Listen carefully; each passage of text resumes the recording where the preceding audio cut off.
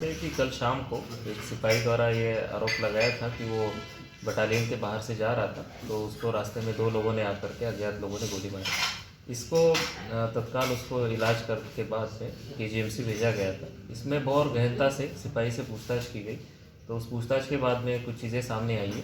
उसमें ये पता चला है कि ये सिपाही, इसका एक और साथी अन्य सिपाही है, उसके साथ में ये फायरिंग बट पे जा रहा था, जहाँ पर उसका एक हेडफोन छूटा था। उसको लेकर के जब ये वापस आ रहा था तो एक जगह पे ये पेशाब करने रुका था, और जब ये पेशाब करने गया था उसी समय पे इसके पास में एक अवैध असला था।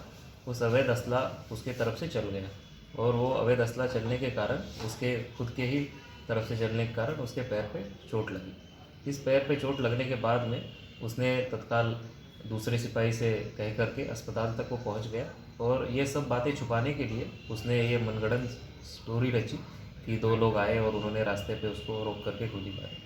इस पूरे घटना में उनसे गहनता से पूछताछ करने के बाद में ये पता चली है कि उसके खुद के ही द्वारा ये अवैध असले से उसको ये गोली लगी है, और एक दूसरा सिपाही है उसके द्वारा उसको अस्पताल तक पहुंचाया गया, और ये बात उच्च अधिकारियों से छुपा के भी रखी उसके द्वारा। आगे और इनसे पूछताछ की गई तो ये भी पता चला कि जो अवैध असला था वो वहीं पे पड़ा हुआ था।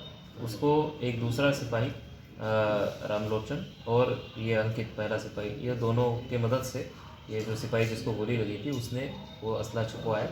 तो इस पूरे घटनाक्रम को देखते हुए कल जो एप्लीकेशन इन्होंने दिया था उसमें मुकदमा दर्ज किया गया है। उसमें इस सिपाही के खिलाफ जब ये अस्पताल से डिस्चार्ज हो जाएगा तो अग्रिम कानूनी विधिक कार्रवाई की जाएगी।